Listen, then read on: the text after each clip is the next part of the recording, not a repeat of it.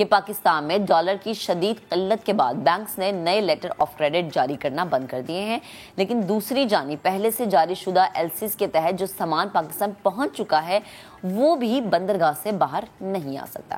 اس لیے کراچی کی بندرگاہوں پر ہزاروں کنٹینرز پھنس چکے ہیں۔ ان کنٹینرز میں کھانے پینے کی اشیاء ہے، خوردنی تیل ہے، دالیں ہیں، ادویات ہے، صنعتوں کی مشینری ہے، گاڑیوں کے پرزے ہیں اور ان سمیت کئی اقسام کی اشیاء شامل ہیں، لیکن ایلسیز کے تحت ان کی ادائیگی نہیں کی جا رہی۔ حکومت نے port charges, containers terminal charges معاف کرنے کا اعلان تو کر دیا ہے، لیکن ایل سی کو کیوں روکا جا رہا ہے اور اس کو روکنا کتنا زیادہ نقصان دہ ہے، اس پر بات کرنے کے لیے Karachi chamber of commerce and industry کے صدر محمد طارق یوسف صاحب اس وقت ہمیں اسٹوڈیوز میں جوائن کر چکے ہیں، انہیں ہم شامل گفتگو کریں گے۔ سب بہت شکریہ وقت دینے کے لیے، گڈ مارننگ۔ بڑی الارمنگ سچویشن، آپ چارجز معاف کر دیتے ہیں لیکن ایل سیز نہیں کھولتے، سر یہ یقیناً آپ لوگوں کے لیے بہت زیادہ مشکل ہوگی۔ میں چاہ رہی ہوں کہ ذرا آپ بتائیں، ہماری عوام بھی یہ جانیں کہ جو ملک میں اس طرح کی چیزوں کی شارٹیج ہے، جس کے کنٹینرز ہم دیکھ رہے ہیں کہ بندرگاہوں پر پھنسے ہیں، اس وقت کیا سچویشن ہے، آپ کس طرح کے چیلنجز فیس کر رہے ہیں فی الحال؟ بسم اللہ الرحمن الرحیم۔ آج صبح صورتحال میں ایک بڑی تبدیلی آئی ہے۔ اچھا، ڈالر جو ہے اس کو اوپن کر دیا گیا ہے اور 253 روپے کی آفیشیل ویلیو ڈکلیئر کی گئی ہے فارن ایکسچینج ڈیلر کے ساتھ۔ اس کے بعد کیا اویلیبلٹی آف ڈالر ہوگی وہ تعین کرے گی کہ جو پورٹ پہ پڑے ہوئے کنٹینرز ہیں ان کی کلیئرنس کی کیا صورت بنتی ہے۔ آج صورتحال غیر یقینی سی ہے۔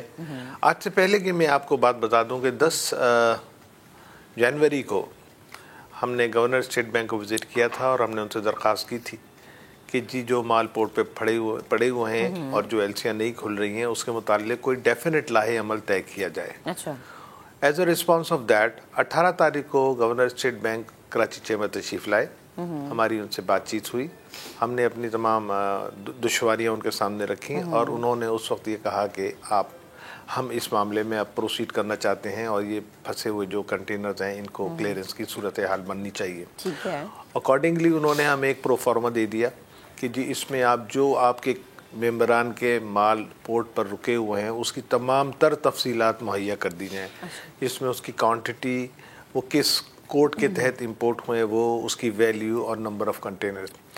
وہ ہم نے 2 دن کے اندر ہم نے 2700 اپلیکیشنز جو کہ کلیئرنس کی منتظر تھیں اس کا پورا ڈیٹا جمع کر کے اسٹیٹ بینک کو جمع کرا دیا ہے۔ تو اب یہ پیر والے دن کی بات ہے۔ اب آج ہمیں امید تھی کہ آج اس پہ کوئی پیش رفت سامنے آنی چاہیے ہمارے پاس اور یہ پورٹ پہ جو کلیئرنس ہے اس کی ہونی چاہیے۔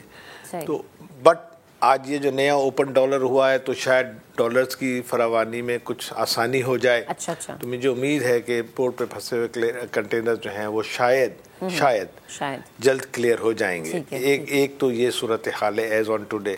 اس کے علاوہ ہم نے پرسوں جناب سبزواری صاحب نے اپنے کے پی ٹی کے آفس میں نوید قمر صاحب نے اور انہوں نے ایک میٹنگ کنوین کی تھی، وہاں بھی یہی ایشو زیر بحث تھا اور وہاں پر ایک اچیومنٹ یہ ہوا کہ کے پی ٹی نے اپنے تمام تر ڈیمریجز جو ہیں وہ معاف کرنے کا اعلان کر دیا، پورٹ چارجز، اور ساتھ ہم نے جو ہینڈلنگ ایجنٹس ہیں ان تک وہ بھی ان کے نمائندے بھی وہاں موجود تھے۔ سر یہ چارجز معاف کرنے سے کچھ نہ کچھ تو فائدہ ہوا ہوگا نا آپ لوگوں کو؟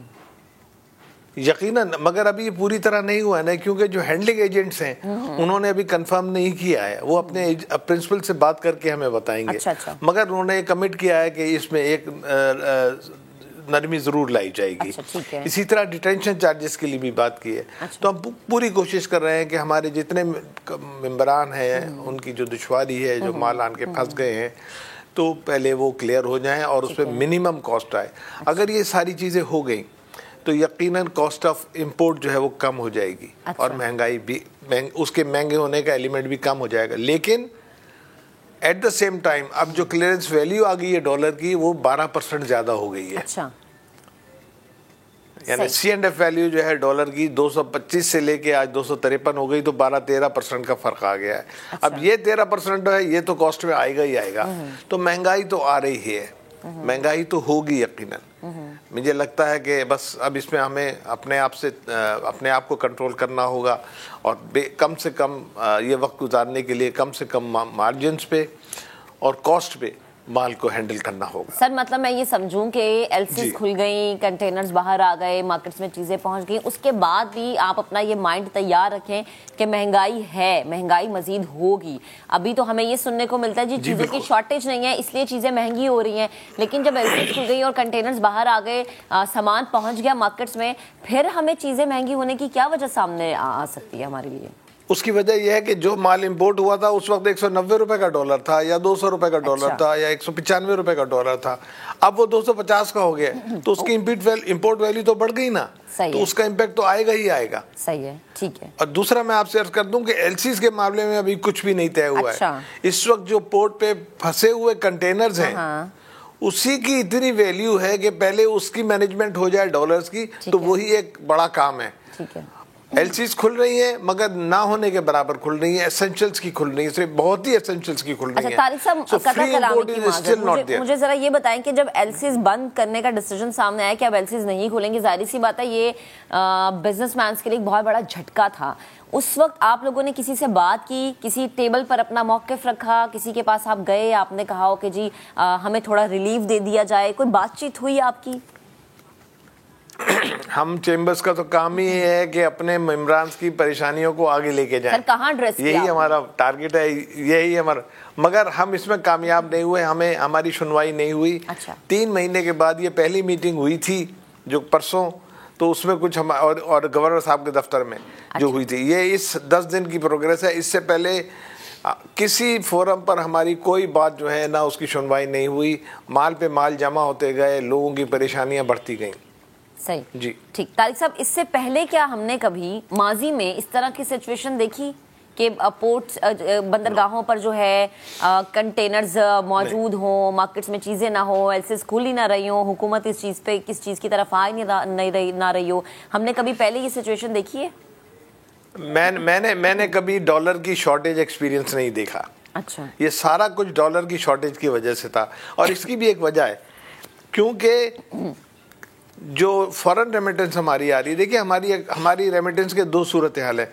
आधी रेमिटेंस आती है हमारी एक्सपोर्ट से जो तकरीबन 30 अरब डॉलर है, और 30 अरब डॉलर जो है बकाया वो हमारे फॉरेन जो वर्कर्स काम कर रहे हैं उसकी रेमिटेंस होती है कैश की फॉर्म में।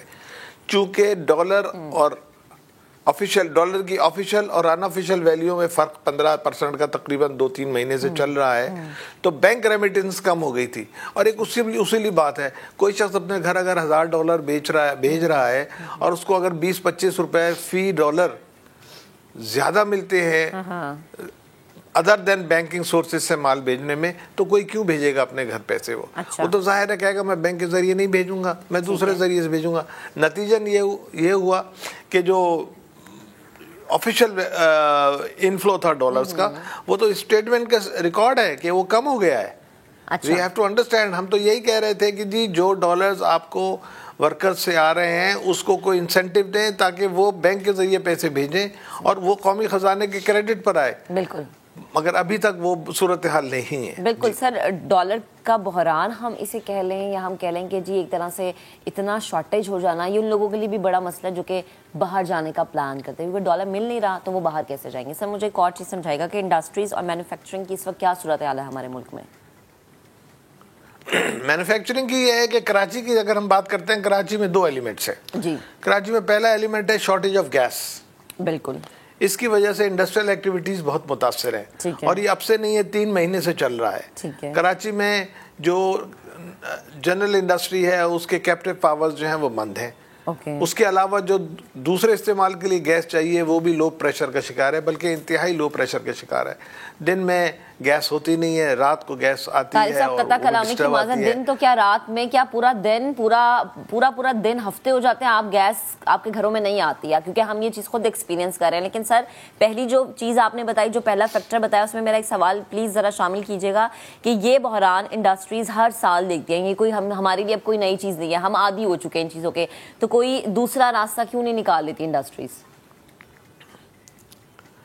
دیکھیے کراچی کے اندر جو ہے گیس کے ریپلیسمنٹ کے لیے کول بوائلرز لگانے کی ضرورت ہے یا لکڑی کے بوائلر. کراچی میں جو زمین کی قیمت ہے نا, اس طرف بہت کم لوگ توجہ دے رہے ہیں کہ کراچی کے انڈسٹریل ایریاز جو ہیں وہ آدھے ایکڑ بلکہ گزوں کے حساب سے لگی ہوئے ہیں فیکٹریاں. اس میں اس قسم کی ایکٹیویٹی کرنے کے لیے لینڈ اویلیبل نہیں ہے. اور وہ پنجاب میں یا کہیں اور جگہ پر چونکہ زمینوں کی قیمت کم ہے انڈسٹریل ایریا میں, وہاں پر لوگ آلٹرنیٹ ارینجمنٹ کر سکتے ہیں. سائٹ کے اندر 1000 گز کی فیکٹری اگر اس نے بوائلر لگایا ہوا ہے تو مجھے آپ بتائیں کہ وہ اسٹور کہاں کرے گا لکڑی, اس کا ہیزرڈ بھی ہے, وہ اوپن ایئر میں رکھنی چاہیے. So there are various reasons for not doing this. پہلے بجلی نہیں ہوتی تھی تو گیس جنریٹر لگایا گیا, وہ ایک ریپلیسمنٹ نکلا. اب لوگ سولر لگا رہے ہیں, آہستہ آہستہ لوگ اپنے آلٹرنیٹ ارینجمنٹ کر رہے ہیں. لیکن جو مین اور سستا ورژن ہے لکڑی کے بوائلر کا, وہ کراچی میں پریکٹیکل نہیں ہے. اوکے ٹھیک ہے سر. سیکنڈ فیکٹر کیا آپ کہہ رہے تھے کہ 2 فیکٹر اس وقت کراچی میں, ایک تو گیس کا بحران ہو گیا, سیکنڈ کیا چیز ہے؟ Second is of course dollar, which is also a boiler. صحیح سر. تو اس کے لیے آپ لوگوں نے سوچا ہے کہ کوئی درمیانی راستہ نکلے؟ کیونکہ میں بڑا ایک عوامی سوال اس لیے آپ سے کر رہی ہوں کیونکہ عوام تو ویسے ہی ہماری بہت پریشان ہے. کبھی ہماری پالیسیز نہیں بنتی اکانومی کے حوالے سے, کبھی یہ ڈالر والا مسئلہ آ جاتا ہے, اب ایلسیز نہیں کھل رہی. ہم نے اپنے ہی شو میں ریسنٹ ڈیز میں یہ بات کی تھی کہ جو ہمارے سرجیکل انسٹرومنٹس ہیں وہ بھی اب ملنا بند ہو جائیں گے. جب سرجیکل اکوپمنٹس آپ کے پاس نہیں ہوں گے, آپ کے ہاسپٹلس کی بڑی بری صورتحال ہو جائے گی, ہیلتھ سسٹم کولیپس کر سکتا ہے. تو سر کوئی ایک درمیانی راستہ تو نکل سکتا ہے نا؟ میں آپ سے عرض کروں, سرجیکل اکوپمنٹس نہیں ہے, سرجیکل کیمیکلز کی ضرورت ہے. اینستھیسیا کے کیمیکلز کی شارٹیج ہے, ڈائلیسس کے کیمیکلز کی شارٹیج ہے. There is an overall shortage, there is no denial about it. اور کلیئرنس میں لوگوں کو دشواری ہو رہی ہے. کنٹینرز میں جو لسٹ بنی ہوئی ہے 5 پریفرنشل آئٹموں کی, اس میں فارماسیوٹیکل گڈس شامل ہے. باوجود اس کے کہ وہ پریفرنشل لسٹ میں ہیں, ان کو کلیئرنس سلو ہو رہی ہے. ٹھیک ہے صحیح, ٹھیک ہے سر. ایک اور چیز مجھے یہ بتائے گا کہ آئی ایم ایف کے حوالے سے بھی یہ بات کی جا رہی تھی کہ آئی ایم ایف نے تو بالکل ہاتھ اٹھا لیے ہیں, جو وہ قسط ہمیں ملنی تھی وہ بھی نہیں ملی, اضافی ٹیکس لگانے کی بات ہو رہی ہے. یہ بھی ایک الارمنگ سچویشن بن سکتی ہے ہمارے لیے. دیکھیے جی, آج کل پرائم منسٹر صاحب نے اعلان کیا ہے کہ ہم اپنے پولیٹیکل کیریئر کو داؤ پہ لگا کے آئی ایم ایف کی کنڈیشنز مانیں گے. So this is a very recent development. اس کا مطلب یہ ہے کہ we are going to talk to IMF and get the grants. ٹھیک ہے ٹھیک, بے حد شکریہ سر, آپ ہمارے ساتھ موجود تھے. میں آپ نے گفتگو کی, ایلسیز کا کھلنا, پورٹس پر موجود کنٹینرز کا باہر نکلنا بڑا ضروری ہے. مارکیٹس میں نہیں آئیں گے تو چیزیں نہیں ملیں گی, اور اس کا جو امپیکٹ ہے ایٹ دی اینڈ عوام کو ہی برداشت کرنا پڑتا ہے. یہ ایک مسئلہ نہیں ہے, ایک مسئلہ اور ہے کہ پاکستان کے ساتھ مذاکرات بحالی کے لیے آئی ایم ایف نے اضافی ٹیکس لگانے, بجلی گیس مزید مہنگی کرنے اور market based exchange rate policy اختیار کرنے سمیت کئی مطالبات رکھ دیے ہیں. تو حکومت نے ورچوئل مذاکرات میں اہم یقین دہانی کروا دی ہے. مجوزہ منی بجٹ پر کام شروع ہو گیا ہے. پراپرٹیز, بینک ٹرانزیکشنز اور درآمدی اشیاء پر ٹیکس بڑھانے, جبکہ بینکس کی آمدن پر جو فلڈ لیوی عائد کرنے کی تجاویز زیر غور ہیں. اب اس پر کام شروع ہوگا. اسلام آباد سے شکیل احمد اس تمام تر معاملے پر رپورٹ کر رہے ہیں.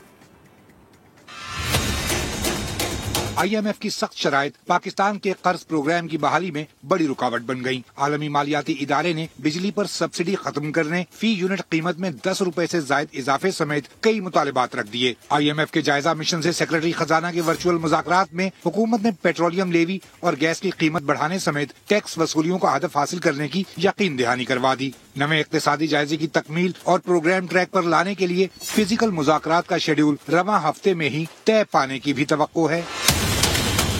آئی ایم ایف کے مطالبات میں 225 ارب روپے کا شارٹ فال اضافی ٹیکس لگا کر پورا کرنا اور پیٹرولیم ڈیولپمنٹ لیوی کا 855 ارب روپے کا ہدف حاصل کرنا شامل. گیس کی قیمتوں میں اضافے, پیٹرولیم پر 17% جی ایس ٹی لگانے, گردشی قرضے میں کمی کے لیے توانائی کی لاگت صارفین سے وصول کرنے پر زور دیا جا رہا ہے. Market based exchange rate policy اختیار کرنے اور خسارے میں چلنے والے اداروں کی نجکاری کا بھی مطالبہ. حکومت کی صدارتی آرڈیننس کے ذریعے منی بجٹ لانے کی بھی تیاری. محاصل بڑھانے کے لیے پراپرٹی, بینک ٹرانزیکشنز, درآمدی اشیاء پر ٹیکس اور بینکوں کی آمدن پر فلڈ لیوی عائد کرنے پر غور. نان فائلرز کی بینک ٹرانزیکشنز اور یومیہ 50,000 روپے سے زائد کے بینکنگ لین دین پر ود ہولڈنگ ٹیکس عائد کرنے کی بھی تجویز ہے.